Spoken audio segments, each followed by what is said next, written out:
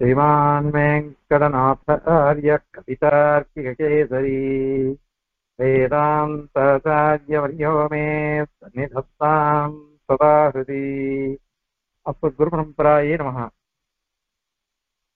இது வரைக்கும் பொதுவான விசாரங்கள், அதிலையும் பிரம்ம பிராப்தி லட்சணமான மோட்ச விஷயமாக உபாயங்கள் அதெல்லாம் சாதிச்சு, இந்த உபாயத்தை பண்ணினாக்க கர்மாக்கள், புண்ணியபாப ரூப கர்மாக்கள்லாம் எப்படி கழியறது, அவைகள்லாம் அந்த எல்லா கர்மாவையும் விட்டுடுறான். இவன் விட்டுட்டான்னாக்க அது என்ன, எங்க போறது, எப்படி போறது, இத மாதிரி விஷயங்கள் எல்லாம்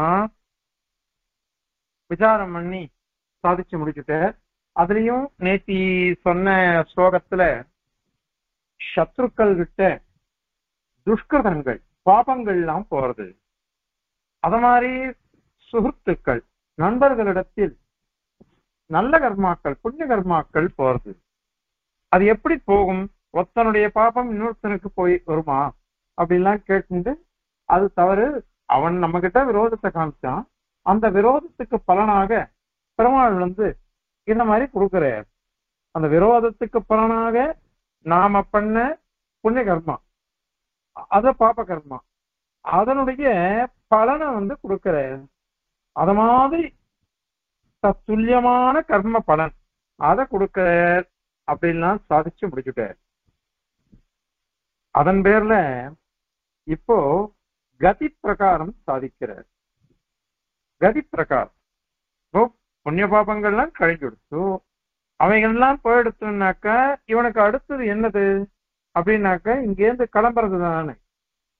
இந்த கிளம்புறத வரிசையா சாதிக்க போற. இப்போ இது எப்படி வரிசையா போறான் இவன் அப்படின்னா கேள்வி வரும் இல்லையா? இதுக்கு உங்களுக்குலாம் தெரிஞ்ச விஷயம்தான். இது உபனிஷத் சொல்லியிருக்கு, பகவத்கீதையும் நமக்கு உபதேசிச்சிருக்கு, திருமாலே சாதிக்கிறார். அந்த மாதிரி பிரம்மசூத்திரகாரர் கிருஷ்ண துவைபாயனர் அவர் 4வது அத்தியாயம் 3வது பாதம், அந்த 3வது பாதத்துல அர்ச்சிராதி பாதம்னே பேர் இருக்கு. அந்த அர்ச்சிராதி பாதத்துல வரிசையா கிரமம் எப்படி, ஆதிவாதிகாரி அவள்னா யாராரு, 12 பேர் அவ இருக்கா, அதுல முக்கியமானவன் யார் அப்படின்லாம் விசாரம் பண்ணி அழகா சாதிச்சிருக்க. அத எம்பெருமானார் ரொம்ப அழகா விவரிச்சிருக்க. சுவாமி தேசிகன் அதிகரண சாராவளியில அற்புதமா சாதிச்சிருக்க. அதே மாதிரி இதுல தத்துவமுக்தா கலாபமான இந்த கிரந்தத்திலையும் இருக்கு. அத மாதிரியே சுவாமி தேசிகனுடைய பிராச்சாரியர் நடாதூரம்மாள், அந்த மகானும் தத்துவசாரத்திலையும் சாதிச்சிருக்கார் சங்கிரகமாக. அது சின்ன ஸ்லோகத்துல சாதிப்ப. சுவாமி தேசிகனும் பிரம்மாண்டமான பிரக்தராவர்த்தத்தை சாதிக்கிறார். இதுல என்ன சுவாரஸ்யம் பாருங்க. இந்த லோகத்தை விட்டுட்டு இன்னொரு லோகம் போறது அப்படிங்கிறது எல்லாருக்கும் இருக்கு. எல்லாருக்குமே, அது பிரம்மவித்தோ அப்பிரம்மவித்தோ எல்லாருக்குமே இந்த லோகத்தை விட்டுட்டு இன்னொரு லோகத்துக்கு போறது அப்படின்னு இருக்கு. தேகவியோக காலம் வந்தோம். ஆனால் அது என்ன லோகம் அப்படின்னு சொல்றதுலதான் பேதம் வருது. அதுல 3 விதமான கதிகள் இருக்கு. புண்ணியம் பண்ணினவா போற ஒரு கதி, அவா போற லோகம். பாபம் பண்ணினவா அவளுடைய கதி, அவா போற லோகம். அதன் பிறகு உபாசனம் பண்ணினவா, பிரம்ம வித்தியை அனுஷ்டித்தவர்கள், அவா போற மார்க்கம். இப்படி 3 விதமான மார்க்கங்கள். புண்ணியம் பண்ணினாக்க சொர்க்காதி லோகத்துக்கு அவா போயிடுறா. அதே பாபம் பண்ணினவாள்லாம் என்ன பண்றா, நரகாதி லோகத்துக்கு போறாவா. அத மாதிரி பிரம்ம வித்துக்கள் அவா போறதுன்றது ஸ்ரீவைகுண்டம், நித்திய விபூதி, பரமபதம் அப்படின்னா சொல்ற ஒரு லோகம். இப்படி 3 விதமான கதிகள். பஞ்சாக்னி வித்யை அப்படின்னுட்டு ஒரு வித்யை, அது சாந்தோக்கிய உபநிடத்துல அஞ்சாவது அஞ்சாவது பிரபாடகத்துல விமர்சையா சொல்றது. அதுல சொல்லும் பொழுது அவன் பிரவாகனன் கேள்வி கேட்கிறான். பிரவாகனன் கேள்வி கேட்கிறான், இந்த மாதிரி உனக்கு புண்ணிய கர்மாக்கள் பண்ணவாழ்க்காலே அவ போற வழிக்கும் பிரம்ம வித்யானிட்டால் போற வழிக்கும் வித்தியாசம் தெரியுமா அப்படின்னு ஒரு கேள்வி கேட்கிறான் பிரவாகனன் ஸ்வேதகேதுவை பார்த்து. அதே மாதிரியாக இது 2 மார்க்கம் எடுத்து, யாரால இந்த சொர்க்கலோகம் அப்படிங்கிறது பூர்த்தி பண்ணப்படல, அதாவது போகப்படல, அடையப்படல அப்படியே ஒரு கேள்வி கேட்கிறான். 3வது கதி, 3 கதியையும் அவன் கேள்வி கேட்கிறான் ஸ்வேதகேதுவை பார்த்து. ஸ்வேதகேதுவுக்கு தெரியல. அப்புறம் தன்னுடைய அப்பா கிட்ட வந்து சொல்றான், அப்பா வந்து எனக்கும் தெரியலையே, தெரியும் தான் நான் அவனுக்கு சொல்லி கொடுத்திருப்பனே அப்படின்னு சொல்லிட்டு உத்தாலகர் என்ன பண்ற, அப்பா பிரவாகனுடைய சபைக்கு போய் அதெல்லாத்தையும் கேட்டுக்கிறது தெரிஞ்சுக்கிறார். அப்போ இதெல்லாம் சொல்லி கொடுக்குறான், பிரவாகனனே சொல்லி கொடுக்கலாம் பஞ்சாக்னி வித்திய பாஞ்சால தேசராஜன் அப்படின்னு சொல்லி. இதுல சுவாரஸ்யம், இந்த பஞ்சாக்னி வித்தியில தான் அர்ச்சிராதி மார்க்கமே விதிக்கப்படுகிறதுன்னு சித்தாந்தம். அர்ச்சிராதி மார்க்கமே இங்கதான் விதிக்கப்படுகிறது. அந்த மாதிரி தூமாதி மார்க்கமும் இங்கதான் விதிக்கப்படுகிறது. அதே மாதிரி 3வது நரகலோக பிராப்தி, அதற்கும் இங்கதான் சொல்லப்படுகிறது. அந்த 2 லோகத்தை பத்தி நம்ம கவலையே கிடையாது. ஆனால் அந்த 2 வழியையும் தெரிஞ்சுக்கணும், இதையும் தெரிஞ்சுக்கணும்னு பெருமாள் உபதேசம் பண்ணிட்டார். ஏன் அப்படின்னாக்கா, நமக்கு ஹேயம் என்ன உபாதேயம் என்ன 2மே நாம தெரிஞ்சுக்கணும். ஹேயம் இதுக்கு தெரிஞ்சுக்கணும்னா அந்த வழி நமக்கு வேண்டாம் அப்படின்றதுக்கோசரம், அதாவது களவும் கற்றுமற, இது இங்க மறக்கக்கூடாது.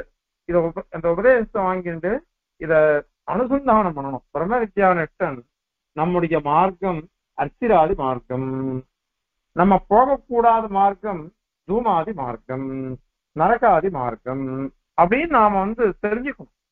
அதனால அதை அனுசந்தானம் பண்ணிட்டு அர்ச்சிராதி மார்க்கத்தையே ஈடுபாடு நமக்கு வேணும் அப்படின்னு பிரமாண உபதேசிக்கிறார். அப்படி 8வது அத்தியாயத்துல அதெல்லாம் சொல்லியிருக்கார்.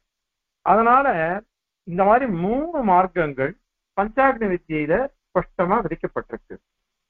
அது மாதிரி உபகோசல வித்தியிலையும் சொல்லப்பட்டிருக்கு. அதுவும் சாந்தோக்கிய உபநிடத்துல வருது. உபகோசல வித்தியில அதுவும் சொல்லப்பட்டிருக்கு. ஆக இந்த மாதிரி 3 விதமான மார்க்கங்கள் இருக்கு. அதுல முதல் மார்க்கம் சொர்க்காதி லோகத்துக்கு போகக்கூடிய மார்க்கம். அத வந்து தூம மார்க்கம், பித்ருயானம், தட்சிண மார்க்கம் அப்படிங்கிற பதங்கள் எல்லாம் சொல்றாரு. பித்ருயானம், தூம மார்க்கம், தட்சிண மார்க்கம் அப்படின்லாம் அதுக்கு பேரு. அந்த வழியா போறது அப்படிங்கிறது தான் சொர்க்கத்துக்கெல்லாம். அதுவும் நமக்கு தேவையில்லை. அந்த மாதிரி 2வது மார்க்கம் நிறைய மார்க்கம் அப்படின்னு பேரு.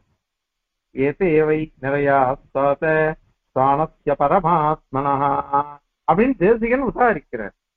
அதாவது சேவைகள் லோகத்தை பார்க்கும் பொழுது இந்த லோகம்லாம் இருக்கே, சொர்க்கலோகம், இந்த பிரபஞ்சம் இதெல்லாம் இருக்கே, இது அத்தனையுமே நிறையங்கள், நரகங்கள் தான், நரகங்கள் தான். அதை பார்க்கறது இது அத்தனையும் ஒண்ணுமே கிடையாது அப்படின்னுட்டும் அங்க சாதிச்சிருக்க சுவாமி தேசிகன் பரிபூர்ண பிரம்மானுபவ அதிகாரத்துல இது மாதிரி இடங்கள்லாம் நிறைய அதை சொல்லியிருக்காரு. 3வது மார்க்கம் தான் அர்ச்சிராதி மார்க்கம், தேவயானம், உத்தர மார்க்கம், பிரம்ம மார்க்கம், பிரம்மபதம், தேவபதம் அப்படின்னா அதுக்கு பேரு. இதை கேட்கச்சவே என்ன அழகா இருக்கு பாருங்க. இந்த வார்த்தையே அர்ச்சினாலே அக்னின்னு அர்த்தம், பகல்னு அர்த்தம். அர்ச்சினா ஜோதிஷ், ஜோதிஷ் அப்படின்னு அர்த்தம். அது அந்த ஜோதிஷுன்னா என்ன அர்த்தம்? பிரகாசிக்கும். அதே தூமம் அப்படின்னா என்ன அர்த்தம்? புகை. யாருக்காவது புகை பிடிக்குமா? ஆத்துல கல்யாணம் கார்த்திகள் பண்ணிச்சு ஹோமம் வருது, ஹோமம் பண்றோம், அதுல வர்ற புகையே நமக்கு கஷ்டமா இருக்கு. அப்படி இருக்கிறது போற மார்க்கமே தூம மார்க்கம், புகை மார்க்கம். புகைன்னா புகை இல்லை, அந்த புகைக்கு அதிஷ்டான தேவதைன்னு அர்த்தம். ஆனால் இது அர்ச்சிர் மார்க்கம் அப்படின்னு சொன்னாக்கா அது அஸ்தினாலே வெளிச்சம் அல்லது அக்னி அப்படின்னு அர்த்தம். அதனால இந்த மார்க்கம்ன்றது கேட்கறதுக்கே அழகா இருக்கு. இத ரொம்ப அழகாக வர்ணிக்கிறது உபனிஷத்து. ஏஷ தேவபதோ பிரம்மபதः அப்படின்னு சொல்றது. ஏஷ தேவபதோ பிரம்மபதः, இதுதான் தேவதைகள் ஆக்ஷன் போல தேவயானம், இதுதான் பிரம்ம மார்க்கம் அப்படின்னு சொல்றது அது. அதனால இது வசந்த மார்க்கமா இருக்கு. இது உத்தர மார்க்கம் அப்படின்னு இதுக்கு பேரு. உத்தர மார்க்கம் அப்படின்னாக்க மேல போறது அப்படின்னு. இந்த மேல போற மார்க்கம்ன்றது ஆச்சரியமானது, அற்புதமான மார்க்கம். அது ஒரு சந்தோஷமா போறது இல்லையா? ஒரு திரையங்களுடைய மலைக்கு போறோம், நாம போக போக எவ்வளவு ஆனந்தமா இருக்கு. முக்திநாத்துக்கு போறோம், போக போக பெரிய பெரிய ரிஷிகள்லாம் தபஸ் பண்ண இடத்துல நம்ம எல்லாம் போய் சேவிக்க போறோமே அப்படின்னு அதுவே ஆச்சரியமா இருக்கே. இந்த தேவ ஞானம் வழியாக அத்திராதி மார்க்கம் வழியாக சாட்சாத் சர்வேஸ்வரன் அவன் எழுந்தருள் இருக்கக்கூடிய நித்திய விபூதியில போய் கூப்பிடு தூரத்துல இருக்கக்கூடிய சேவை குண்டம் அங்க போய் பெருமாளை சேவிக்கிறமே, என்ன ஆச்சரியமா அர்த்தம் அது. அதனால இதுக்கு இத்தனை பேரு, அச்சிறு மார்க்கம், தேவயானம், உத்தர மார்க்கம், பிரம்ம மார்க்கம் அப்படின்லாம் அதுக்கு நிறைய பேர் இருக்கு. இந்த மூணாவது மார்க்கத்துல போனவாளுக்குதான் முக்தாள் அப்படின்னு பேரு. அதனாலதான் முக்தாள்னா என்ன அர்த்தம்? விடுபட்டவர்கள் அர்த்தம். எதிலிருந்து விடுபட்டவர்கள் பின்னாடி சொல்ல போற, அப்புறம் வரப்போறது. இந்த மாதிரி உடம்பு, இந்திரியம், பிராணன், சம்சார பந்தம், கர்மா அனைத்திலிருந்தும் விடுபட்டு போறவார். இப்படி விடுபட்டுட்டான்னாக்கா இது அப்புனராவர்த்தி மார்க்கம்னு இதுக்கு பேரு. அப்புனராவர்த்தி, திரும்ப வரவே மாட்டா, திரும்ப வரவே மாட்டா. அவ்வளவு அற்புதமான மார்க்கம் இது. ஆனால் மீதி ரெண்டு மார்க்கம் இருக்கு பாருங்க, தூம மார்க்கமோ அல்லது நிறைய மார்க்கமோ, அதெல்லாம் போனாக்க திரும்பிதான் வரணும். அதனால அதுக்கு புனராவர்த்தி மார்க்கம் அப்படின்னு பேரு. புனராவர்த்தி மார்க்கம் அப்படின்னு பேரு, திரும்ப வர்ற மார்க்கம். அதனால புனராவர்த்தி மார்க்கமா போயிடுவே. இது ரொம்ப பிடிக்காதது, யாருக்குமே பிடிக்கக்கூடாது. பிடிக்காததுன்னு சொல்லக்கூடாது, பிடிக்கக்கூடாது. ஆனால் அதுலதான் எல்லாருக்கும் ருசி. பட்டர் சாதிக்கிறார், நான் என்ன பண்ணுவேன், எனக்கு இந்த கர்ம பந்தம் ரொம்ப பிடிச்சு போயிடுச்சு, எனக்கு சம்சார பந்தம் பிடிச்சு போயிடுச்சு, எதையும் விட்டு கொடுக்க முடியல. ஆனா உன் காரியம் அது இல்ல, என் காரியம் இது.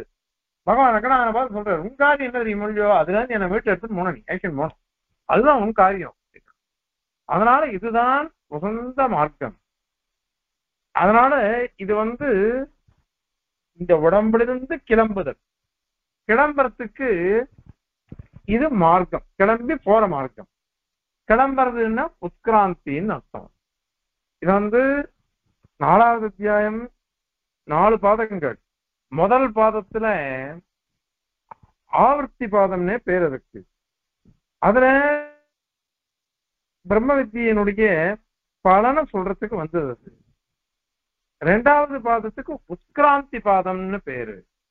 உத்கிராந்தி பாதம்னாக்க அது கிளம்புறது, இந்த உடம்பிலிருந்து கிளம்புறது. இது உத்கிராந்தி பாதம்.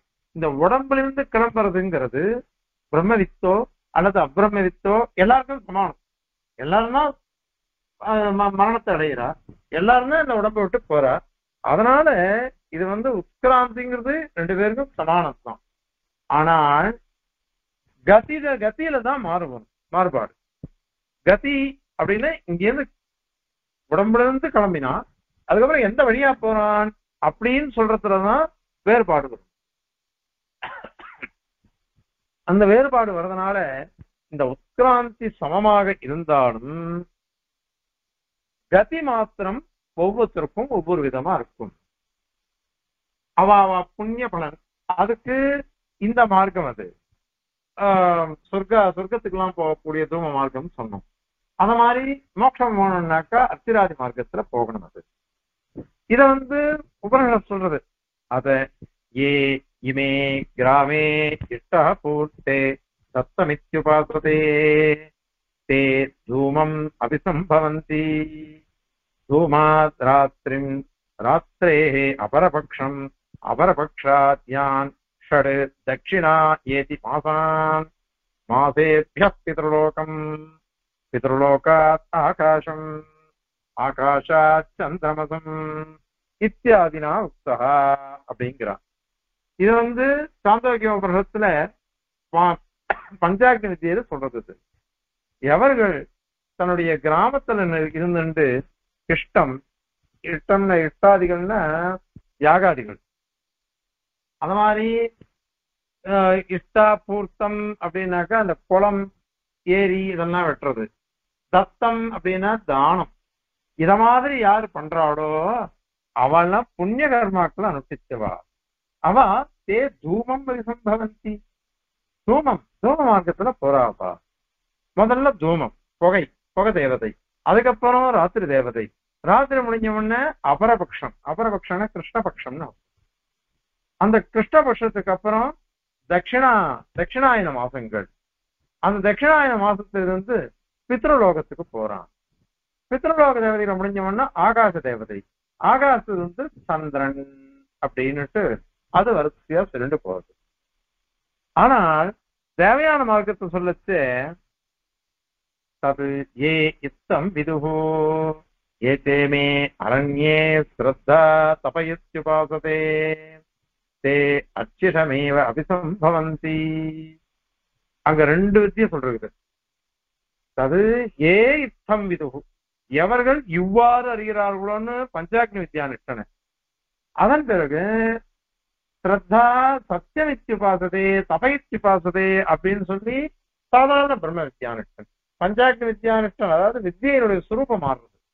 அது பஞ்சாக்னி வித்யன்றதுனால பஞ்சாக்னி வித்தியை தனியா சொல்லி அதுக்கப்புறம் இந்த சாதாரண பிரம்ம வித்தியை அதையும் சொல்லி இதுல வித்தியாசம் என்ன அப்படின்னாக்க, பஞ்சாக்னி வித்தியில சுவாத்ம சரீரக பரமாத்மா, தன்னை சரீரமாக உடைய பரமாத்மாவை உபாசிக்கிறது.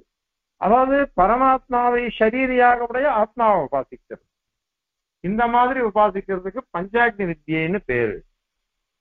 அது ஏ இத்தம் விதுஹு அப்படின்னு ஏதே இமே அரண்யே ஸ்ரத்தா தபயுத்யுபாசதேன்னு சொல்லிட்டு பிரம்ம வித்யான் இருக்காள். அவளுக்கு சொல்லும் பொழுது முதல்ல என்ன பண்றாம அர்ச்சிஷோ அஹஹா, முதல்ல அக்னி வெளிச்சம், அதன் பிறகு அகஹன்னா பகல். முதல்ல தூமம்னு சொன்னோம், இங்க அர்ச்சிஷ் ஜோதிஷ்ன்னு அர்த்தம். அர்ச்சிஷ்னாக்கா அதுக்கப்புறம் பகல் இருந்து அன்ன ஆபூர்யமான பட்சம் சுக்லபக்ஷம், அதன் பிறகு ஆபூர்யமான பட்சாத் யான் ஷடுதங்கேதி மாசாம் ஸ்தான. உதங் மாசம்னா உத்தராயண மாசங்கள் 6 ஆத அடையிறான். மாசேபிய சம்வத்சரம், மாசங்களிலிருந்து சம்வத்சரத்தை அடைகிறான். சம்வத்சராத் ஆதித்யம் சூரிய தேவதை, அதுக்கப்புறம் சந்திரன், அதுக்கப்புறம் வித்யுத் தேவதை. இந்த வித்யுத் தேவதைக்கு 2 பேர் உண்டு. அமானவன் ஒண்ணு, இன்னொன்னு மானசன் அப்படின்னு ஒண்ணு. இந்த புருஷன் இருக்கான வித்யுத் புருஷன், தத் புருஷா அமானவஹா சயேனான் பிரம்மகமயதி. இந்த பிரம்ம வித்துக்கள் இருக்காளே இவாளெல்லாம் முக்கியமா அழிச்சின் போய் விடுறவன் இந்த வித்யுத் புருஷன். இவன் தான் அமானவன் மானசன் அப்படின்னா பெயருடைய வித்யுத் புருஷன் தான் அழிச்சின் போய் விடுறான். இங்க பாருங்க, முதல்ல அர்ச்சிஷ், அதுக்கப்புறம் அகஸ், அதுக்கப்புறம் சுக்லபக்ஷம், அதன் பிறகு உத்தராயணம், அதன் பிறகு சம்வத்சரத்திலிருந்து ஆதித்யன், சந்திரன், வித்யுத், 8 பேரும் சொல்றேன். 8 பேர் தான் சொல்றது. ஆனால் 12 பேர் இருக்கா. 12 பேர் எப்படி வந்தா அப்படின்னாக்க, நடுவுல வாயு லோகம், வாயு தேவதையும் ஒரு இடத்துல சொல்றது. அதே மாதிரியாக வருணன், இந்திரன், பிரஜாபதி, இவன் 3 பேரையும் ஒரு இடத்துல சொல்றது. கௌஷேரிக்கு பிராமணன் அது மாதிரி சொல்றது. இப்படி வருணன், இந்திரன், பிரஜாபதி இவா 3 பேரையும் கௌஷேதிகபுரன் சொல்றது. வாயு லோகம், வாயுவையும் ஒரு இடத்துல சொல்றது. இந்த 4 பேரையும் சேர்த்து 12 பேர் சொல்லணும். இதெல்லாம் இங்க இருக்கிறது அங்க, அங்க இருக்கிறது இங்க, எல்லாத்தையும் ஒன்னா நிரப்பி ஒரு கிரமம் சொல்லணும். அந்த கிரமத்தை தான் அத்திராதி பாதம் சொன்ன பாருங்கோ, 4வது அத்தியாயம் 3வது பாதம். அந்த அத்திராதி பாதத்துல கிரமத்தை விவரிக்கிற எம்பெருமானார், அதாவது சூத்திரக்காரர் சாய்ச்சத எம்பெருமானார் விவரிச்சிருக்க. அதனால அந்த வழியா போறதுனால 12 பேரு, இங்க 8 பேர் தான் இருக்கு, ஆனா அங்க 12 பேர் மொத்தம். அதுல என்னன்னாக்க சயேதம் தேவயானம் பந்தானமாபத்திய அக்னிலோகமாகச்சதி ச வாயுலோகம் ஆதித்யலோகம் வருணலோகம் இந்திரலோகம் பிரஜாபதி லோகம் சொல்லி அப்புறம் பிரம்மலோகம் சொல்றது. அதனால வாயுலோகம் 1, வருணலோகம் 1, இந்திரலோகம் 1, பிரஜாபதி லோகம்.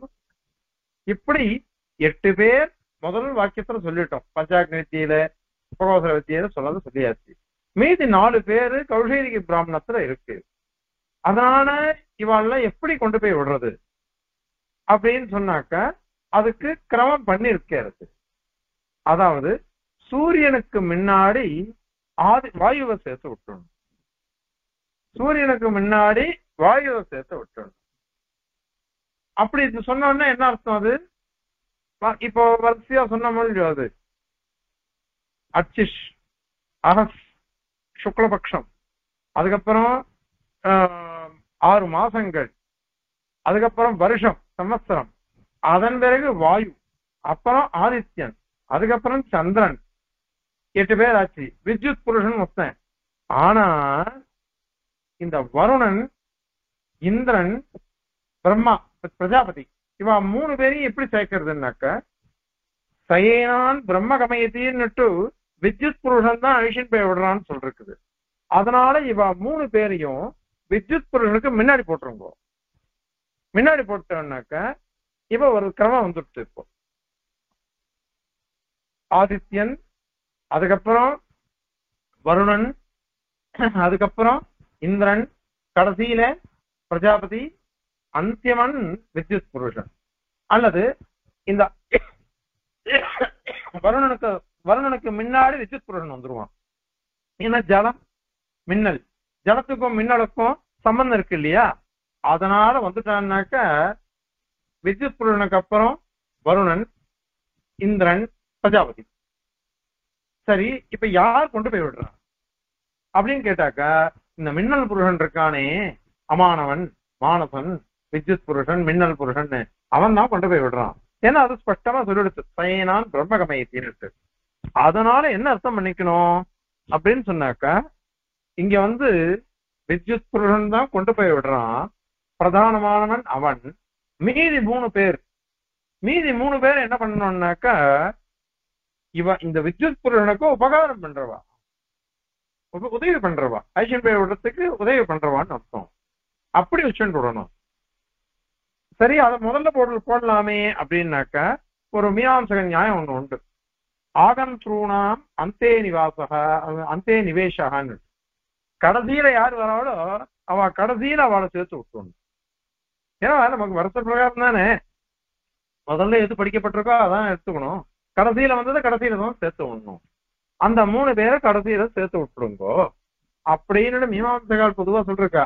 அவ சொன்னதை வச்சுட்டு இங்க இத மாதிரி வச்சுடணும். அது அதனால இப்படி ஒரு கிரமம் 12 பேர் இருக்குது. இந்த 12 பேர் ஐஷின் பை விடுறாரோ இல்லையோ, அந்த மார்க்கம் எப்படிப்பட்டது தெரியுமா? ஏஷ தேவபதோ பிரம்மபதः ஏதேன பிரதிபத்தியமானாः இமம் மாணவம் ஆவர்த்தம் நாவர்த்தந்தே. இந்த மார்க்கத்தினால போனவா இருக்காளே இவா திரும்ப மானம், இந்த மத்தியலோகம், இது ஆவர்த்தம், திரும்ப திரும்ப ஒரு சுழல் தள்ளி விட்டுடும் நம்மள.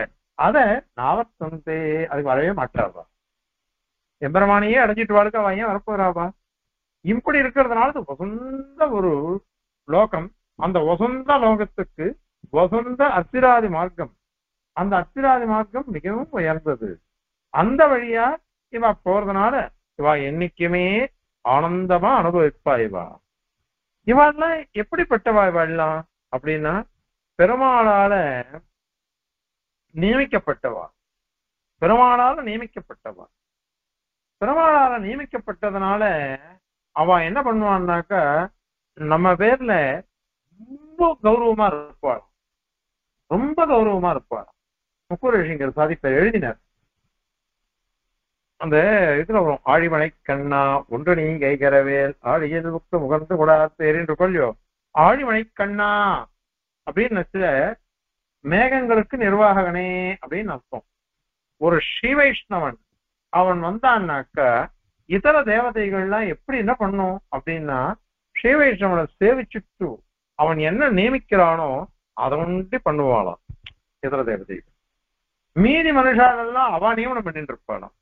ஸ்ரீ வைஷ்ணவாவை பார்த்தாக்க அவ என்ன பண்ணுவான்னாக்க நான் தேவரீருக்கு நியாமினா இருக்கேன், தேவரீர் என்ன நினைக்கிறாரோ அதை பண்றேன் அப்படின்னு சொல்லுவாளாம். அதனால முக்கூரேஷங்கர் என்ன பண்ணா அதை எழுதினார். ஒரு அப்ரம வித்து போனான்னாக்கா அவளை இந்த ஆதிவாகிகள்லாம் ரொம்ப அலட்சியமா நடத்துவாளாம். அதே ஒரு பிரம்மவித் போனான்னாக்கா சேவிப்பாளாம். அவள்லாம் சதம் மாலா ஹஸ்தாக சதம் சூர்ணம் ஹஸ்தாக சதம் வாசு ஹஸ்தாகன்னுட்டு அப்சர ஸ்திரீகள்லாம் அங்க இருக்கா. இவெல்லாம் ஒரு பட்சம் நித்திய சூரிகள் அல்லது நித்திய வைகுண்ட பிருத்தியான் அப்படின்னு சுவாமி சாதிச்சுட்டு போயிட்டார் அதிகரண சாராவளியில. நித்திய வைகுண்ட பிருத்தியால இவாள்னா இருக்கா. அதனால இவாள்லாம் அப்படி சேவிப்பா. சேவித்து பிரீதியா அழிச்சுட்டு போப்பா. அதனால இந்த கிரமத்தை வச்சுட்டு போகணும். இப்போ இதுல ஒரு கேள்வி வருது. சுவாமி தேசிகன் இவ்வளவு தூரம் விவரிக்கிறவர் ஏன் இந்த உடம்பு விட்டு கிளம்புறத பத்தி ஒண்ணுமே சொல்லலையே? உத்கிராந்திய சொல்லாம கதிய சொல்லிட்டார். அதாவது 4ஆம் அத்தியாயம் முதல் பாத விஷயத்தை சாதிச்சார், 3ஆம் பாத விஷயத்தை சாதிச்சுட்டார் அர்த்திராதி பாத விஷயத்தை. 2வது பாதம் 4வது அத்தியாயத்துல உத்கிராந்தி பாதம் அதை பத்தி ஒண்ணுமே சொல்லலையே அப்படின்னா அங்க விசாரம் அவ்வளவு எதுவும் இல்லை, அதிக சர்ச்சைகள்லாம் இல்லை. அதனால உத்கிராந்தியை பத்தி அவ்வளவு சொல்லலை. உத்கிராந்தின்னா இந்த உடம்புல இருந்து கிளம்புதல் அப்படின்னு தானே அர்த்தம். அது எப்படி போறோம் அப்படின்னாக்கா இந்த சரீரத்தை விட்டு கிளம்புறான் ஒருத்தன். அவன் என்ன பண்றான்னாக்கா இதையும் தெரிஞ்சுக்கணும். நாம நிர்யாண அதிகாரத்தெல்லாம் சாதிச்சிருக்க முதல்ல அனைத்து இந்திரியங்களும் வேலை செய்யாம போயிடும் இங்க இருந்து கிளம்புறதுக்கு முன்னாடி. அதுக்கப்புறம் அந்த அனைத்து இந்திரியங்களும் மனசுல சேர்ந்துடுறது. மனசுல சேரும். மனசுல லயம் இல்லை. லயம்னா காரியம் காரணத்துல லயிக்கிறது. கடமானது மண்ணுல லயிக்கிறது அப்படின்னா காரிகாரண பாவம். இங்க காரிகாரண பாவம் கிடையாது. வாகிந்திரியாதிகள்லாம் 10 இந்திரியங்களும் மனசுல சேர்ந்துடுறது. அதுக்கப்புறம் மனசு என்ன பண்றதுன்னாக்கா முக்கிய பிராணன் கிட்ட சேர்ந்துடுறது. முக்கிய பிராணன் என்ன பண்றதுன்னாக்கா பூத சூக்ஷ்மங்களோட சேர்ந்த ஜீவனிடத்துல சேர்ந்துடுறது. ஜீவன் கிட்ட சேர்ந்த உடனே ஜீவன் என்ன பண்றான், இந்த இந்திரியங்கள் மனசு பிராணன் பூத சூக்ஷ்மங்கள் அவைகளோட சேர்ந்தவனாக எம்பெருமான் கிட்ட சேர்ந்து விடுவான். அந்த சேர்றதுன்றது என்னது அப்படின்னாக்கா ஒரு ஓய்வு, களைப்பாறுதல், இளைப்பாறுதல் அப்படி இருக்கிறதுன்னு அர்த்தம். இது சுவாரஸ்யம். கிளம்பச்ச கூட பெருமாளோட தான் இவன் கிளம்புறான். ஏன்னா பெருமாள் அந்தராத்மாவா எப்பொழுதும் இருக்கான். அதனால பரமாத்மாவோடையே கிளம்புறான், பரமாத்மாவோடையே வரான் இவன். அதனால சரீராத்மாவம் இருக்கிறதுனால சரீர பிரவேசத்திலையும் பெருமாளுடைய சேர்ந்து வரான், சரீரத்தை விட்டு கிளம்பச்சேவும் பெருமாளுடைய சேர்ந்து போறான். இது விசிராந்தி பண்ணிக்கிறது தான். ஏன்னா உடம்பு அப்படியே வெண்ணெய் கடையிச்சு அந்த வெண்ணெய் ஏடு தயிர் ஜலம் எல்லாம் எப்படி அல்லாடும் அந்த மாதிரி இந்த ஜீவனுக்கு கஷ்டம் வரும் இல்லையோ. அந்த சமயத்துல பிரம்மத்துக்கிட்ட போய் இளைப்பாடுறான், களைப்பாடுறதுக்கு ஓய்வெடுத்துக்கிறான். அதுக்கப்புறம் அங்கேருந்து கிளம்பி அவாவா பண்ண புண்ணிய பாப ரூபங்கள் அல்லது உபாசனை இதுக்கு ஏத்த மாதிரி இவன் கிளம்புறான். இவன் கிளம்பி அப்படி போகிறான். இப்ப இந்த உடம்பிலிருந்து பரமாத்மாவோடு சேர்ந்து கிளம்புற பரியந்தம் பிரம்மவித்து அப்பிரம்மவித்து எல்லாருக்கும் சமானமான கிளம்புறதுதான். கதியில மாத்திரம்தான் வேறுபாடு. அவருடைய புண்ணியபாப ரூப கர்மாவுக்கு அனுகுணமாக போறது அப்படின்னு வரும். அதனால இந்த மாதிரி ஒரு கிரமம், இந்த கிரமத்துல இவெல்லாம் போறா. இதுல சுவாரஸ்யம் என்ன? பகவான் தான் நம்மளை அழிச்சின்னு போறான், பகவான் தான் நம்மளை அழிச்சின்னு போறான். ஆனால் எல்லாத்துக்கும் பகவான் வர முடியுமோ? இப்போ வெஷ்டி சிருஷ்டி பண்றாரு பெருமாள். வெட்டு சிருஷ்டி எப்படி பண்றாருனாக்க, தனக்கு அந்த ஆத்மாவுக்கு சரீரமா இருக்கக்கூடிய ஹிரண்ய கர்ப்பன், அது சதுர்முக பிரம்மா, அவனை கொண்டு முதல்ல பண்றாரு. நீயோனிகளை படை என்று நிறைநான்முகனை படைத்தவன் அப்படின்னு ஆழ்வார் சாய்ச்சார். அந்த மாதிரி பண்றது, அப்படி பண்றதுனால இது ஒரு கிரமத்துல போறது. அதனால இந்த கிரமம் எல்லாம் பகவானாலேயே நியமிக்கப்பட்ட வாய்ப்பா, நியமிக்கப்பட்டு நமக்கோசரம் பகவான் பண்றான் எல்லாத்தையும். ஏன்னா அவ்வளவு நேற்று சொன்ன மாதிரி அவ்வளவு பிரீதி இந்த உபாசகால் கிட்ட பகவானுக்கு. அவளை அழிச்சின் வந்து தன்னுடைய பரியங்கத்துல ஏற்றி உட்காந்து வச்சுக்கணும். அதிகரண சாராவில் கடைசியில சாதிக்கிறார். 4ஆம் அத்தியாயம் 3ஆம் பாகத்துல இந்த விஷயங்கள்லாம் சொல்லச்சு. சந்தானம் தேவயானம் சமீபம் அதிகதா பশ্চিமே தேகபாத்தே, பশ্চিமே தேகபாத்தே, கட்சியில இந்த உடம்பெல்லாம் ஸ்தூல தேகம்லாம் போயிடுச்சு. அந்த சமயத்துல இந்த தேவயானம் இது வழியா அழிச்சுன்னு போறான் பகவான். தத்தோமான் தமோம் தான் அதிபததி, தமோம் தான் தமசு பரியந்தம், அதாவது இங்க இதுல இருந்து ஆரம்பிச்சது, பிருத்திவியில இருந்து ஆரம்பிச்சது. பிருத்திவி, அதுக்கப்புறம் கந்த தன்மாத்திரம், ஜலம், ரச தன்மாத்திரம், இப்படி வரிசையா ஆரம்பிச்சு மகத்தத்துவம், அகங்கார தத்துவம், மகத்தத்துவம், பிரகிருதி தத்துவம், தமசு, அந்த தமசு பரியந்தம் எல்லாத்தையும் விட்டுட்டான். அதி பசதி எல்லாத்தையும் தாண்டி விடுறான். அதன் பிறகு அதி பசதி தரதி அபகாம் சத்ர திவ்யாம், அப்ராகிருதமான ஒரு நதி, விரஜா நதி. ரஜஸ்ன்னு என்ன அர்த்தம்? எல்லாருக்கும் தெரிஞ்ச ரஜோகுணம், அது இல்லாதது விரஜா. அந்த விரஜா நதிய தாண்டான். அபகாம் சத்ர திவ்யாம். அது மட்டுமா, திவ்யம் தேகாதி லத்வா, திவ்யம் தேகாதி லத்வா, திவ்யமான தேகம்தான். இங்க கிடைச்ச தேகம்லாம் பிராகிருதமான தேகம். இந்த பிராகிருதமான தேகம்லாம் நமக்கு என்ன பண்றது அப்படின்னாக்கா கஷ்டத்தை கொடுக்கறது. ஆனா அங்க அப்படி இல்லை. திவ்யம் தேகாதி லத்வா ஜனி லய ரஹிதம், ஜனி பிறப்பு கிடையாது, அங்க லயம் மரணம் கிடையாது. அப்படிப்பட்ட யாதி விஷ்ணு பதம் தது, விஷ்ணுனுடைய திவ்யமான பதம். அது பரமபதம்ன்றதுக்கு வேதார்த்த சங்கரத்துல இருக்கிறத வச்சு ஸ்ரீமத் ஆண்டவன் ஸ்ரீமுஷ்ணமாடோ அடியனுக்கு சாதிச்சிருக்கார். அது நிறைய பேருக்கு சாதிச்சிருப்பார், அடியனுக்கு விசேஷமா சாதிச்சிருக்காரு. அது பரமபதம்னா 3 அர்த்தம். ஒண்ணு, நம்ம ஜீவனுடைய சுத்தாத்ம ஸ்வரூபம். 2வது பரமாத்மாவுடைய திவ்யாத்ம ஸ்வரூபம். 3வது பரமாத்மாவுடைய இருப்பிடம், அதுதான் சேவை குண்டம்ன்றது. 3 அர்த்தம் உண்டு வேதார்த்தங்கத்திற்கு. அதை சாதிச்சிருக்காரு சுவாமி. சத்விஷ்ணோஹோ பரமம் பதகம் சதா பஷ்யந்தி சூரையாக அப்படின்னு சொல்லிச்சு. அந்த விஷ்ணுவனுடைய பரமபதம் எது அப்படின்னு இப்படி 3 அர்த்தம். சுத்தாத்ம ஸ்வரூபம் அவனுடைய ரூபம் தானே, அது அவனுடைய சரீரம் தானே, அதை பார்க்கறது.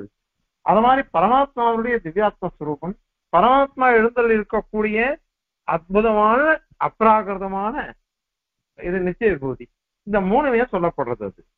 அதனால யாதி விஷ்ணு பதம் தது.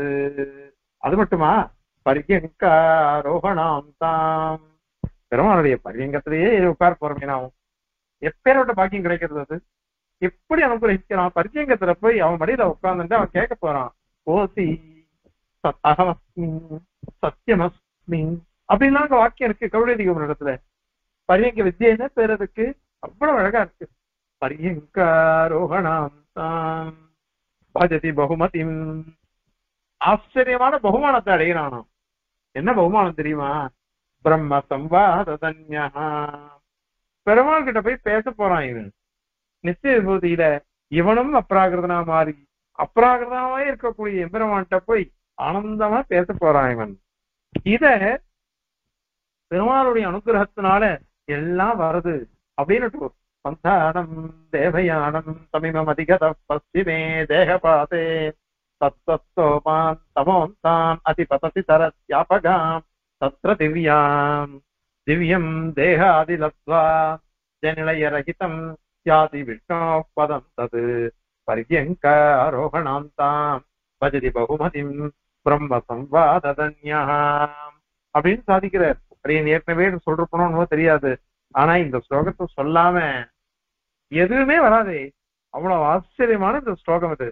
அதனால இது காரியாதிகரணத்துல வருது. அர்ச்சிராதி பாதத்துல கடைசி அதிகரணம் 5வது அதிகரணம் காரியாதிகரணம்.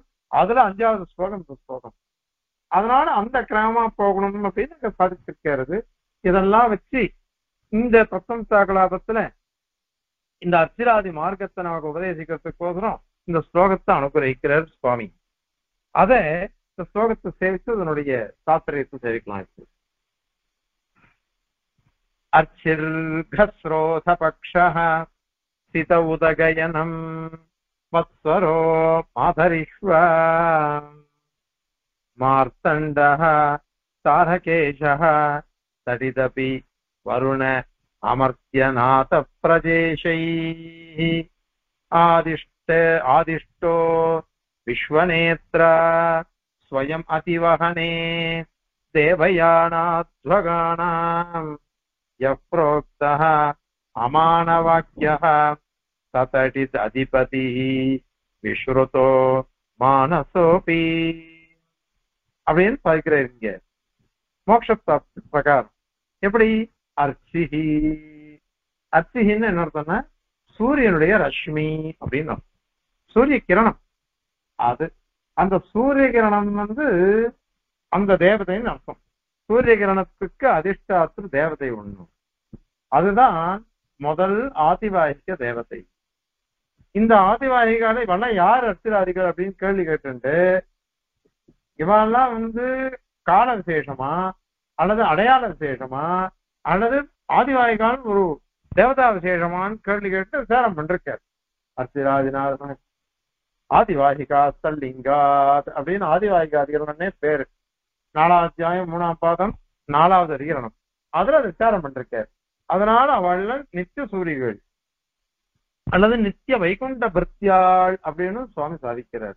அதனால இந்த சூரிய ரஷ்மின்றது அச்சி சப்தத்தினால சொல்லப்படுறது. சூரிய ரஷ்மி எப்படி இருக்கும்? பிரகாசமா இருக்கும். அந்த பிரகாசத்தை அனுகிரகிக்கக்கூடிய தேவதை. அந்த தேவதையானது முதல்ல நம்மள ஆக்ஷன் போடுறது. அதுக்கப்புறம் கஸ்ரஹா. கஸ்ரஹான்னா பகல் அப்படின்னு அர்த்தம். சூரிய ரஷ்மி அது பிரகாசமா இருக்குது. அதனுடைய பிரகாசத்தினாலதான் இந்த பகலே ரொம்ப வெளிச்சமா இருக்கு. அதுவும் இந்த வெயில் காலம் என்ன வெளிச்சம்! எவ்வளவு 6 காணா கூட அஸ்தமிக்கிறது இல்லை. அந்த மாதிரி வெளிச்சம் இருக்கு. அதனால கஸ்ரஹா இது வெளிச்சமா இருக்கிறது. அதுலயும் அத சித பக்ஷ. சிதன்னா வெளுப்பா இருக்கிறதுன்னு அர்த்தம். சுக்லபக்ஷம். சுக்லபக்ஷம் இது சித அப்படின்னு சுக்லம் வெளுப்பு வெண்மையை சொல்றது அந்த பட்சம்.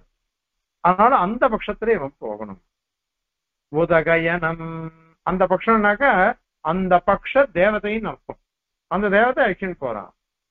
முதல்ல அர்ச்சிஷு, அடுத்தது அகசு, அதுக்கப்புறம் சுக்லபக்ஷம், அப்புறம் உதகயனம் உத்தராயணம், உத்தராயண தேவதை, அதுக்கப்புறம் வத்சரக சமஸ்திர தேவதை 5 அப்புறம் மாதரிஷ்வா வாயு வாயு, அதுக்கப்புறம் மார்த்தண்டக சூரியனுக்கு பேரு மார்த்தண்டன், தாரகேஷக தாரகேஷன்னா சந்திரன், தாரகம்னா நட்சத்திரங்கள், அதுக்கு ஈஸ்வரனா இருக்கக்கூடியவன் சந்திரன், அந்த சந்திர தேவதை. அபிச்ச தடித்து, தடித்துனாக்கா மின்னல் அர்த்தம். இது அபிச்சன்னு சேர்த்து ஒரு சகாரம் போட்டு அபியும் போட்டுட்டார். இது சொன்னதுனால அவனுக்கு வைசிஷ்டியம் ஒன்று இருக்குது, அதை பின்னாடி சொல்ல போறாரு. இப்படி 9 பேரை சொல்லியாச்சு, 9 பேரை. அதுக்கப்புறம் இவா இவ இதெல்லாம் வந்து சாதாரண லோகத்துல சொல்றமே, பௌத்திகமானது, அதான் இந்த பகல் வெளிச்சம் அந்த மாதிரி சொல்றமே, இது பூதங்கள் விஷயங்கள் இல்ல. இதெல்லாம் அந்தந்த அதிதேவதைகளை பத்தி சொல்றது. அத வந்து சூத்திரக்காரர் சாதிச்சுட்டு போயிருக்காரு.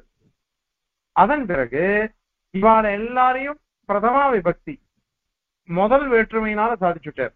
அர்த்திஹி, கஸ்ரஹ, சிதபக்ஷஹ, உதகையனம், அப்புறம் வத்சரஹ, வாயு, ஆதித்யஹ அப்படின்லாம் சாதிச்சுட்டார். ஆனா வருண அமர்த்தியநாத பிரஜேஷை அப்படின்னுட்டு வருணன், இந்திரன், பிரஜாபதி இவா 3 பேர்களோட அப்படின்னுட்டு திருதியாந்தமா போட்டுட்டார் சுவாமி. திருதியாந்தமா இதை போட்டுட்டார். திருதியாந்தமா போடுறதுக்கு ஒரு சுவாரஸ்யம் சொல்றார் கொத்திமன சுவாமி. ஏன்னா இவாளுடைய சகாயத்தினால, அவளோட சகாயத்தினால பண்றாரு.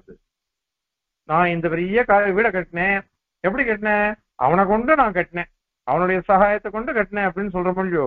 அந்த மாதிரி இந்த வித்யுத் தேவதை இந்த 3 பேரோட சேர்ந்துட்டு நம்ம ஆக்ஷன் பே விடுறது, அவருடைய சகாயத்தை வாங்கிட்டு இது பண்றது அப்படின்னு அர்த்தம். அதனால இந்த வித்யுத் தடித்தானது இந்த மின்னலுக்கு தேவதை. அவனுக்கு பேர் என்ன, அமானவன்னு பேரு. அமானவன்னு பேரு. அந்த அமானவனான மானசன், அமானவன் அப்படின்னு சொல்லப்படக்கூடிய இந்த வித்யுத் தேவதை, இவன் தான் நம்மள ஆக்ஷன் பே பெருமாள்கிட்ட சேர்க்கிறான். ஆனா இவன் அத்தனை பேரும் கூட இருக்கார். விஸ்வநேத்ரா, விஸ்வநேத்ரா, நேதா, நேதான்னு வழி நடத்துறவன் அர்த்தம். எல்லாரையும் வழி நடத்துறவன் எம்பெருமான் தானே விஸ்வநேதா. விஸ்வநேத்ரா திருதியாந்தம், 3ஆம் வேற்றுமை. அதனால விஸ்வநேத்ரா ஜெகத்பதியான பரமாத்மாவான எம்பெருமானால் வழிநடத்தப்பட்டவர்களாக தேவயானாத்வகானாம், அர்த்திராதி மார்க்கத்துக்கு தேவயானம்னு பேரு. அந்த தேவயானமாகிற அத்வம், அந்த வழியில போறவா, அர்த்திராதி மார்க்கத்தினால போறவா அத்வகானாம், தேவயான அத்வகானாம். தேவயானம்னு அர்த்திராதி மார்க்கம், அந்த வழியா போறாளே, யாரு போறா, பிரம்மத்துக்கள். அவளை அதிவகனே, அவளை எழுந்தருளை பண்ணிட்டு போறதில்ல, அதாவது அவளை கொண்டு போய் சேர்க்கறது இல்ல. ஸ்வயம் எம்பெருமானாலேயே, வேற யாரோ பண்ணிடல, பகவான் நியமிச்சிருக்கான் இவாளை. இவாளை நியமிச்சு நீங்க வந்து எங்களை ஐக்கியம் விடுவாள்ல எங்கிட்ட அப்படின்னு வாழ சொல்றாரு பெருமாள். ஸ்வயம் பகவானாலேயே ஆதிஷ்ட, ஆஜ்ஞாபிக்கப்பட்டவனாக, யக அந்த வித்யுத் புருஷன், அவனுக்கு பேர் என்ன, அமானவாக்கியக, அமானவன் அவனுக்கு பேரு. அமானவன் என்ன அர்த்தம், அமர்த்தியன் அர்த்தம், அதாவது சம்சாரி இல்ல, அமானவன். அவனுக்கு பேர் அந்த புருஷன் அவன். சஹா தடித் அதிபதி, தடித் அதிபதி, மின்னலுக்கெல்லாம் அதிபதியா இருக்கக்கூடியவன். அதனாலே அவனை தடித்து வித்யுத்து அப்படின்லாம் அவனை சொல்றான். அவனுக்கு இன்னொரு பேர் உண்டு, மானசகா அப்படின்னு பேர். மானசோபி விஸ்ருதக, மானசன் என்று கூட அவனுக்கு விசேஷமாக வேதத்துல சொல்லப்பட்டிருக்கு பேரு. ஆக தடித் புருஷன், வித்யுத் புருஷன், அமானவ புருஷன், மானச புருஷன் அப்படின்லாம் பேருடைய அவன்தான் பிரதானமாக நம்மளை அழிச்சின் பய விடுறவன். அப்படி அழிச்சின் பய விடும்படியாக எம்பெருமான் நியமிச்சிருக்கான். அவன் விஸ்வநேதா, விஸ்வநேதாவான எம்பெருமான் நமக்கோசம் இந்த நேதாக்களை, இந்த ஆதிவாகிகால் 12 பேர், இவா 12 பேரையும் நியமிச்சு அழிச்சின் பய விடுங்கோ, என்கிட்ட கொண்டு வந்து விட்டுடுங்கோ அப்படின்னு சாதிக்கிறாரு. அத இந்த ஸ்லோகத்தினால அனுகிரகிக்கிறார் சுவாமி தேசிகன். இப்ப ஸ்லோகத்தை சேவிக்கலாம்.